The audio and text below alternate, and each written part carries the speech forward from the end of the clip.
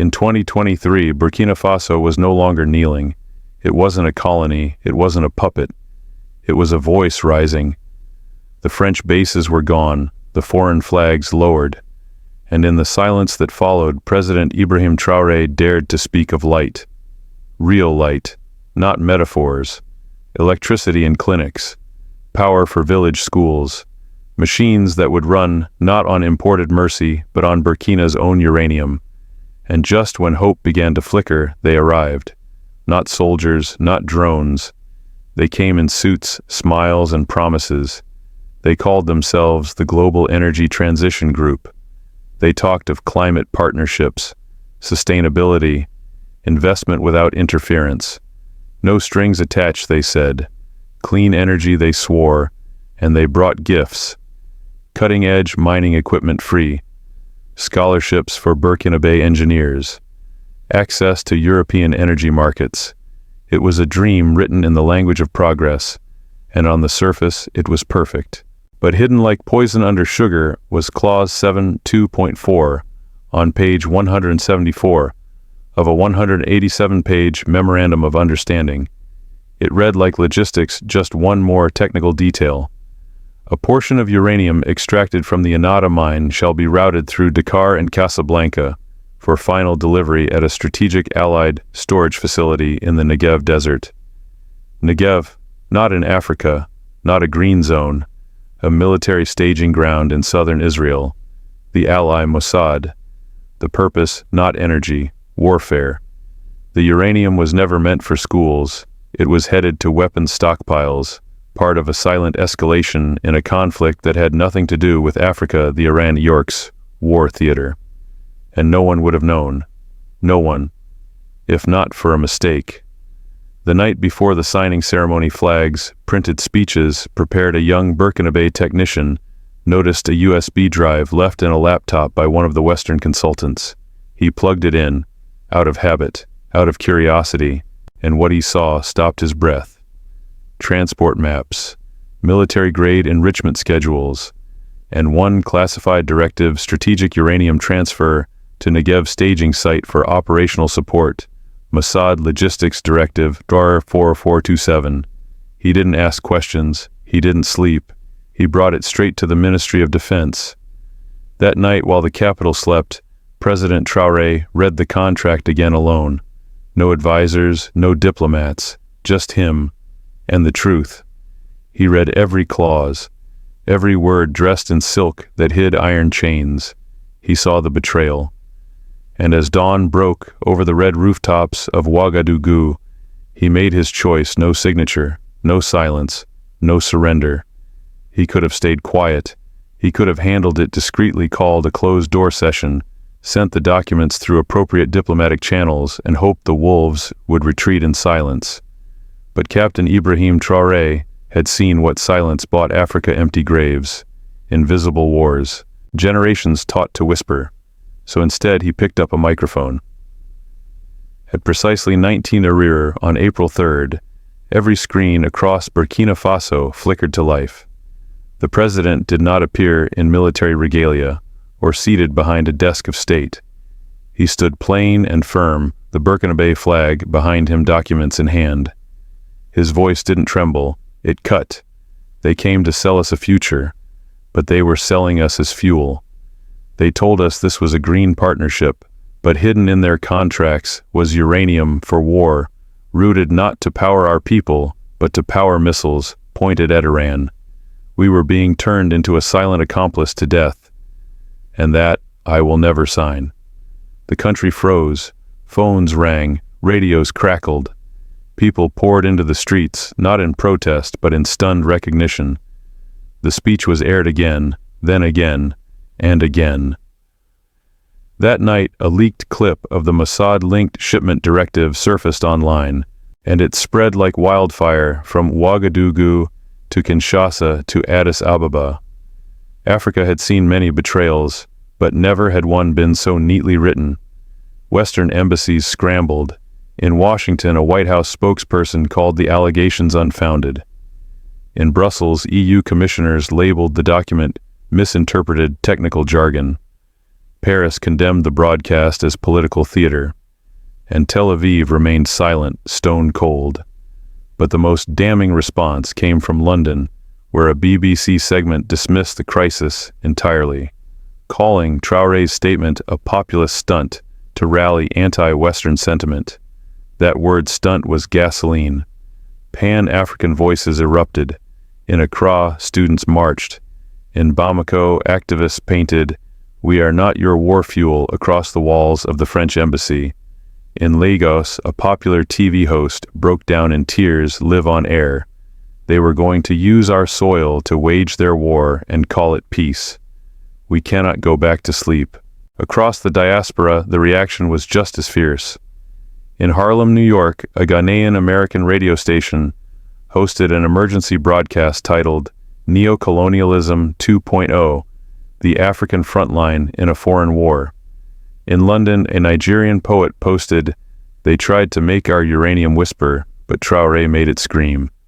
But no reaction cut deeper than that from Addis Ababa, where a retired AU diplomat anonymously leaked that this was not the first time such agreements had passed quietly through the halls of African power. The only difference now, the diplomat said, is someone finally said no out loud. Captain Traoré's televised defiance didn't just reveal a trap, it exposed a system, a pattern, and it reminded the world that Africa's silence had never been consent, it had been survival. Until now. Truth once spoken cannot be unsaid. And in a world built on quiet compliance, Traoré's truth became a threat. Within weeks of the broadcast, Burkina Faso found itself under siege, not with tanks, but with something far more insidious. The banks slowed down. International wire transfers were flagged for review. Development grants vanished overnight. IMF negotiations mysteriously stalled again. The headlines shifted. Western outlets began circulating stories of instability, radicalization, and Russian infiltration in Ouagadougou. Anonymous sources, unverified footage, a carefully curated fog of fear. And then came the explosions. On May 14th, a convoy delivering medical supplies to Kaya was hit by an IED. 3 nurses died, the attackers unidentified, but the weapons suspiciously advanced. 2 days later, a drone strike killed 7 Burkina soldiers in the north. Footage reviewed by independent analysts showed the drone used thermal targeting tech not previously available in the region. No group claimed responsibility, and amidst the blood came the lies. Social media bots flooded Burkina platforms with videos portraying Traoré as a dictator, doctored images of Russian bases being built in secret, and viral posts claiming that uranium workers were being forced into mines. It wasn't just war, it was warfare of perception, a coordinated attempt to fracture trust from within. But something strange happened. Burkina Faso did not fracture. The people, instead of turning against Traoré, closed ranks around him. "Let them freeze our accounts," a market woman in Bobo Dioulasso told a local reporter. "We've lived without their money before. What we won't do again is sell our children's future." As Western media painted Traoré as erratic, African commentators saw something else, a man who refused to be owned. Across the Sahel, similar patterns emerged. In Niger, food imports were mysteriously delayed at border crossings. In Mali, a state-run TV station was hacked mid-broadcast, replaced with clips showing chaos, war hunger, none of which were true. And always, the same message echoed behind the curtain: align with the West or burn. But Traoré had already chosen, and he knew the price. At a June 1st rally in the capital, he stood before a crowd of tens of thousands, not to ask for calm, but to ask a question. If truth brings war, if independence invites sabotage, if refusing to be a pawn makes you a target, then we must ask who profits when Africa burns. Because it is not the farmer, it is not the student, it is not the soldier who buries his brother with foreign shrapnel in his chest. That question hit harder than any speech. It wasn't rhetoric, it was a mirror. and what stared back was decades of engineered chaos funded from afar and sanitized for Western screens. So we must ask you, yes, you reading this, watching this, thinking this, what would you do if your nation's lifeblood was turned into missiles? If the world praised your oppressors and punished your truth, would you kneel, or would you speak as Traore did, knowing it may cost you everything? Because that's the line we now stand upon. They thought Burkina Faso would fold. They thought a few frozen assets, a cascade of lies, and a well-placed drone or two would be enough to make Captain Ibrahim Traore retreat, issue a retraction, and clarify his statement into meaningless diplomatic fluff. But they forgot one thing. This wasn't about one man anymore. The first strike back information warfare ends on June 7th. Traore signed an executive order nationalizing all major media distribution networks within Burkina Faso. Satellite permissions for foreign broadcasters revoked. Licenses for Western press consultants suspended. From now on, every foreign outlet operating within Burkina borders would be subject to local vetting by an independent commission of historians, journalists, and civil rights defenders. They will not use our airwaves to lie about our pain, Traore declared. If they want to speak, let them speak the truth, or speak somewhere else. Social media giants were next. When videos exposing Western disinformation were shadow banned by platforms based in California and Dublin, Burkina Faso did the unthinkable. They launched their own encrypted public broadcasting app called Saura Awakening in Moray. Within 2 weeks, Saura had over 4 million users across West Africa. It wasn't just media control, it was media liberation. The global stage Traore goes to the UN. On June 22nd, the world watched as Traore walked into the United Nations Security Council chamber in New York, not as a beggar, but as a prosecutor. He carried with him a thick black dossier, marked only with the Burkina crest. Inside, satellite imagery of drone launches from Negev linked to Sahel attacks. Internal communications between European contractors and defense consultants. A timeline showing the uranium agreement's military implications. This is not conspiracy, he said at the podium. It is not propaganda. It is paperwork. Your paperwork. You wrote this, you signed this, and you expected us to never read it. The chamber was silent. The U.S. ambassador asked that a full independent investigation be conducted, but made no commitment. France walked out. The UK abstained, and Russia applauded. But the message was sent: Africa would no longer be the courtroom's defendant. It was stepping in as witness, accuser, and judge.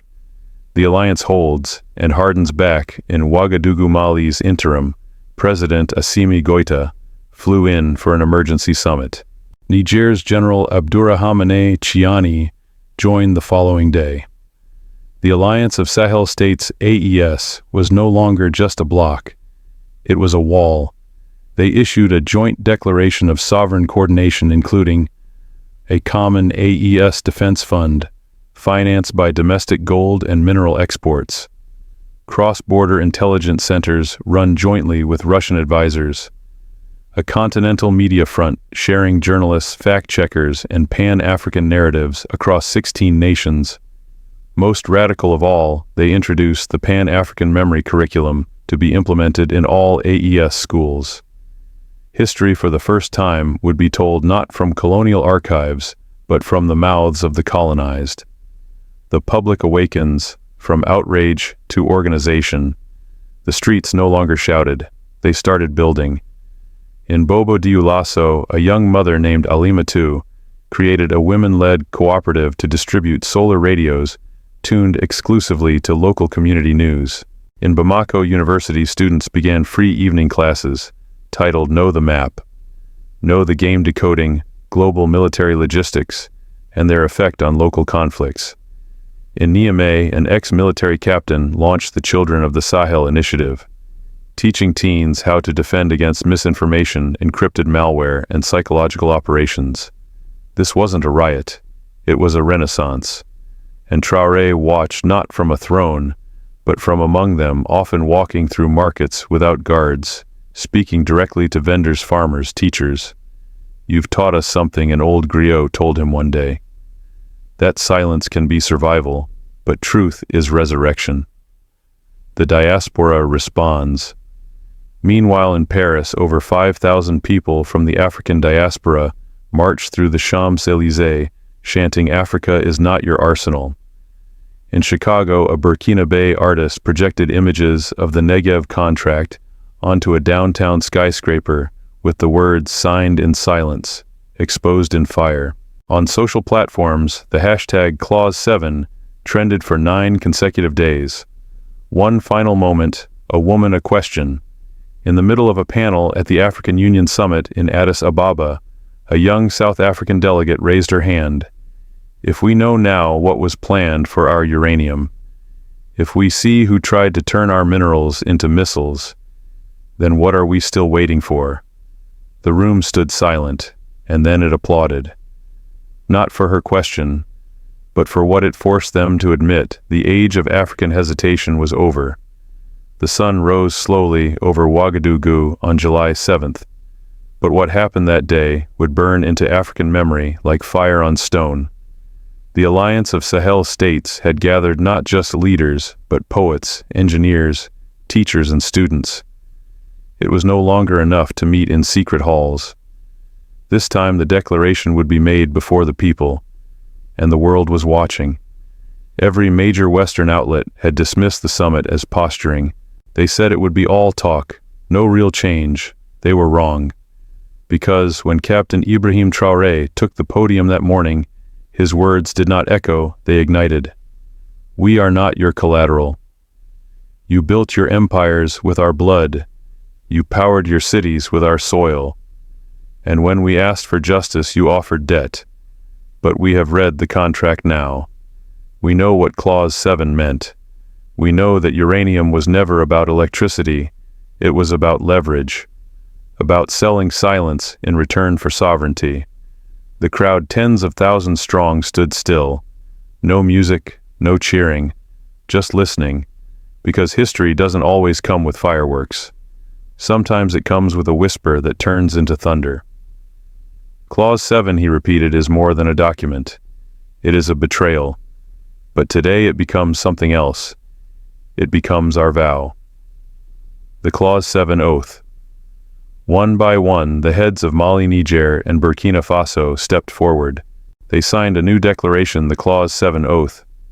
It included a permanent moratorium on the export of raw strategic minerals to any nation without full public disclosure and parliamentary oversight. A legal framework allowing citizen referendums on military and energy contracts. A regional ban on private military contractors not based in Africa. The creation of an independent African court for resource justice.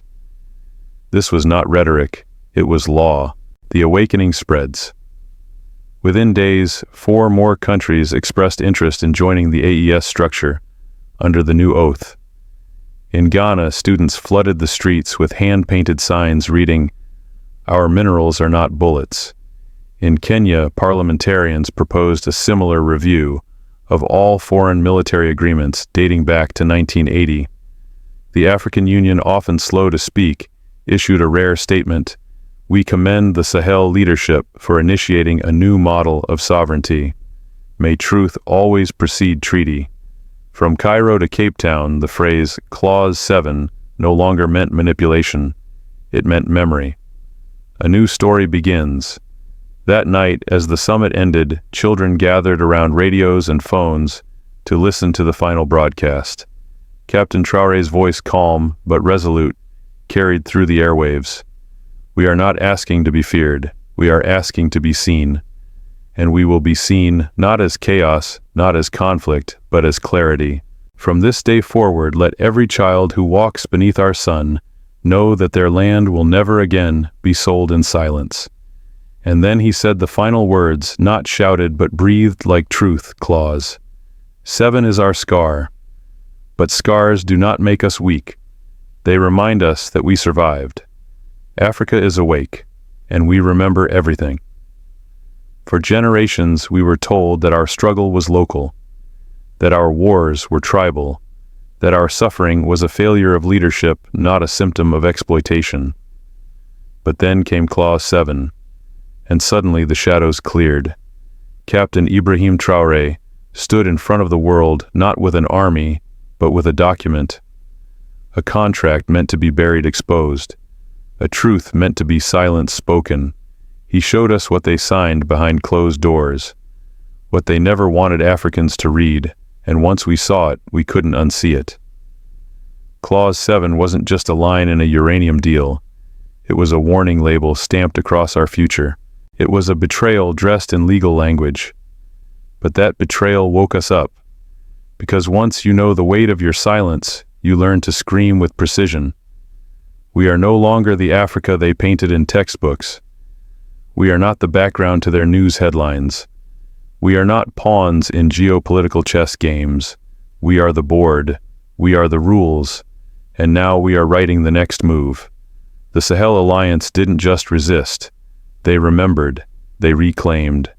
And through Captain Traoré's voice, Africa declared, no more stolen minerals, no more silent contracts, no more invisible blood. To the Western powers who thought we wouldn't notice, we noticed. To the media that thought we'd never speak, we're speaking. To those who counted on African shame, we answer with African pride. This isn't the end of the story. It's the first chapter of a different book, written not in the languages of colonizers, but in the heartbeat of a people who have decided, this is our time. So if you've heard this truth and felt something stir, if you've watched Traore and whispered, finally someone said it, then this story isn't just his, it's yours too. Drop a comment, New Africa, if you believe this is the dawn of our voice. Share this video, because what they won't teach in schools, we will teach in fire and memory. Subscribe, not just for content, but for community clarity and courage. This is not politics, this is prophecy. This is the sound of a continent rising, and it will not be silenced again. I remember the night it happened. The screens lit up, and the voice of Captain Ibrahim Traore cut through the silence like a blade through fog. In that moment, something shifted deep within me, not just as a Burkina, but as an African. For decades, we had lived with quiet resignation, with contracts written in foreign capitals, with resources taken in silence, with leaders who bowed behind closed doors.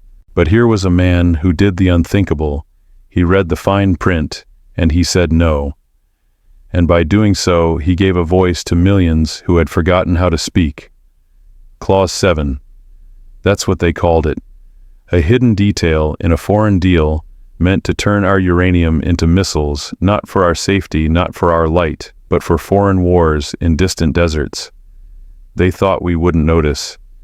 They thought, as they always have, that Africa was still asleep, that we were too poor to question, too desperate to resist. But we did notice, and now we remember. As an African, I grew up with textbooks that never told the full story. They taught us about independent states, but not about the second colonization, economic, legal, informational. They never spoke about how aid was a leash, how development was a mask for extraction, how even our airwaves were not ours. But Clause 7 made the invisible visible. It showed us the contract. It made betrayal tangible. And once you see that kind of truth, you cannot go back to blindness. When Traore stood before the United Nations and laid the documents bare, it wasn't just a speech, it was a declaration of cognitive liberation. He told the world, you wrote this, you signed this, and you expected us never to read it. That hit me hard. Because for so long we were not taught to read critically, not contracts, not politics, not our own history. But now we are learning. And we are learning fast. In Bamako and Niamey in Lagos, people began to connect the dots. The delayed food shipments, the fake drone footage, the lies on social media, they weren't random. They were punishment for disobedience. That's the game. When Africa says yes, we get loans. When we say no, we get labeled unstable. But now we are not afraid of those labels, because we've seen the price of silence, and it is far greater than the price of truth. And the truth is, this Africa is not poor. We are robbed. Our gold, our cobalt, our uranium, our children's futures all have been leveraged for the comfort of others. Clause 7 was not a surprise. It was a mirror. It didn't reveal a new crime, it confirmed an old pattern. But this time we had a name, a face, and a choice. And we chose to rise. What Traore gave us was not just a revelation. He gave us a script to rewrite ourselves. The Clause 7 oath was not just law, it was poetry. It was a vow that we, the people of Africa, will no longer be turned into weapons for others. That our minerals will serve our children, not fuel wars we did not start. That if there is to be a cost for saying no, we are ready to pay it. Because dignity once awakened cannot be bartered. And that awakening is spreading. In Ghana and Kenya, in the streets of Paris and Harlem, the African voice is rising, not in anger alone, but in clarity. We are organizing, building, educating. We are not begging for respect, we are embodying it. From local radio cooperatives to youth defense programs, from Pan-African curriculums to international media platforms, we are writing a new chapter, not as victims, but as visionaries. We are Africa rising, and we are not rising with guns or slogans, we are rising with memory. Clause 7 is now a symbol, a wound we will never let heal over, because it reminds us we survived. We endured silence, and now we speak. As an African, I am no longer interested in approval from those who once colonized us. I don't need validation from their think tanks, their newsrooms, or their diplomats. What I need is truth, and that is what Traore gave us. Not perfection, not policy, but truth. He reminded us that our leaders can stand tall, not because they are perfect, but because they refuse to kneel. He reminded us that sovereignty is not a gift. It is a stance. And he showed us that even a small country, when it knows its worth, can shake the entire global stage. So today I say this not just as a citizen of Burkina Faso, but as a child of Africa. We are not chaos. We are clarity. We are not fuel. We are fire. We are not victims. We are verdicts. To the West I say, your silence is noted.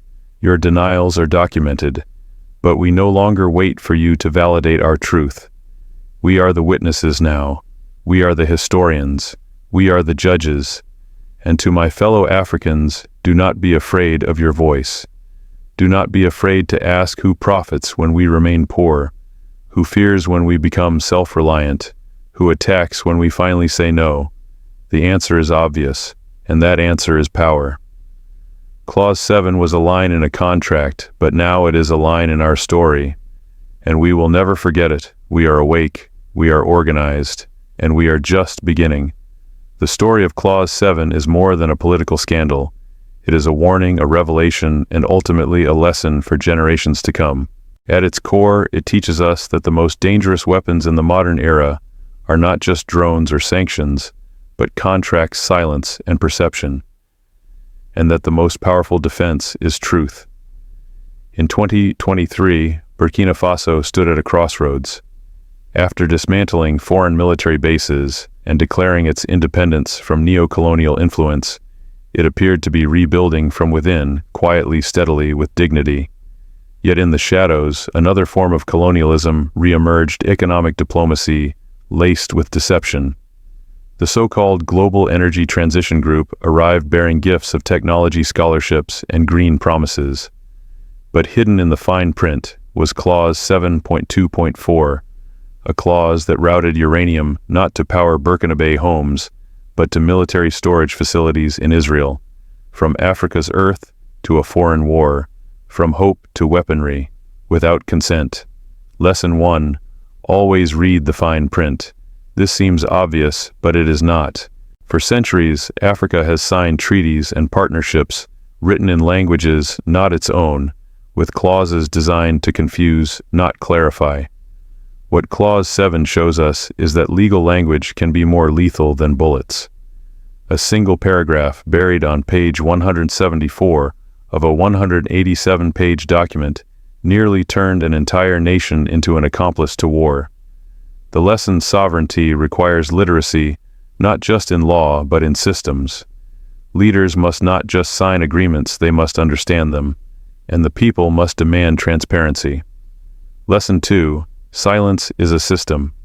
What was most disturbing about the Clause 7 revelation was not the clause itself, but how easily it could have passed unnoticed. The memorandum had been printed, the press conference prepared, the flags ironed. It was a near-perfect operation. And this tells us something crucial. The greatest power foreign actors hold over Africa is not military might. It is the assumption that no one will check, that silence will cover all things. This is the system. Complexity breeds apathy, and apathy allows exploitation. But when one technician noticed a USB left behind and took it to the Ministry of Defense, that system cracked. It took one person to pierce the veil, one act of integrity to expose a network of betrayal. The lesson here is simple. Courage doesn't require an army. It requires eyes open and a refusal to look away. Lesson 3. Truth is a weapon and a target. When President Ibrahim Traoré'S took the microphone and read the hidden clause to the entire nation, he did something rare. He weaponized truth. He used information as a shield, as a rallying cry, as a spark. And for that, his country was punished. Foreign embassies denied involvement. Global media downplayed the document. Financial institutions stalled funding. Disinformation flooded Burkina social networks. Then came drone strikes. Then came death. What does this teach us? That speaking truth to power invites backlash. That transparency can be costly, but also that silence is more dangerous. For too long, African leaders have believed that discretion ensures survival. Clause 7 proves otherwise. Traoré's example shows us that even when truth makes you a target, it also makes you unforgettable. History remembers courage, not compliance. Lesson 4. The real war is for narrative. The war that followed was not just military, it was perceptual. Traore wasn't just fighting drones or diplomats. He was fighting images, headlines, rumors, and manipulated videos. Western outlets painted him as erratic. Social media bots spread doctored footage. The intent was clear: discredit the messenger, so the message disappears. But it didn't work, because Africans had seen too many lies. Too many coups dressed as liberation. Too many investments that led only to debt. This time they believed their own eyes, and they believed each other. The lesson: whoever controls the story controls the struggle. That is why the AES nations created their own media. That is why Burkina Faso banned foreign networks that misreported African truth. Sovereignty begins with narrative. Lesson 5. Awakening is contagious. Perhaps the greatest lesson of all is that resistance is viral. What began as a clause in Burkina Faso sparked a wave across the continent. In Accra, students marched. In Lagos, journalists cried on air. In Addis Ababa, delegates stood in silence and then applauded a single question. Across the diaspora, from New York to Paris, the hashtag #Clause7 became more than a trend. It became a memory. The Clause 7 oath, signed by Burkina Faso, Mali, and Niger, proved that when one nation resists, others follow. A Pan-African awakening was born not through speeches, but through action. And that tells us something powerful. Movements are built by moments. One refusal can become policy. One voice can become law. Lesson 6. Sovereignty must be institutional. Traore didn't stop with outrage. He followed with structure. The Alliance of Sahel States didn't just declare defiance. They built systems: a joint defense fund, cross-border intelligence centers, legal reforms for contract review, and even a Pan-African media curriculum for schools. These weren't symbols. They were shields. The lesson: passion is not enough. Anger is not strategy. Africa needs frameworks that protect its future, not just emotionally, but legally, educationally, and economically. Sovereignty is not a speech, it's a system. Lesson 7. Our history must be told by us. The Clause 7 story concludes with a quiet but powerful revolution, the Pan-African Memory Curriculum. For the first time, African schools will teach African history, not as told by colonizers, but from the perspective of the colonized. That is how liberation becomes generational. Because in the end, the most important battlefield is the mind. Africa's greatest theft was not gold nor oil, it was narrative. It was being told for generations that we are unstable, backward, incapable. But Clause 7 revealed the opposite. It showed us an Africa that thinks, resists, builds, and remembers.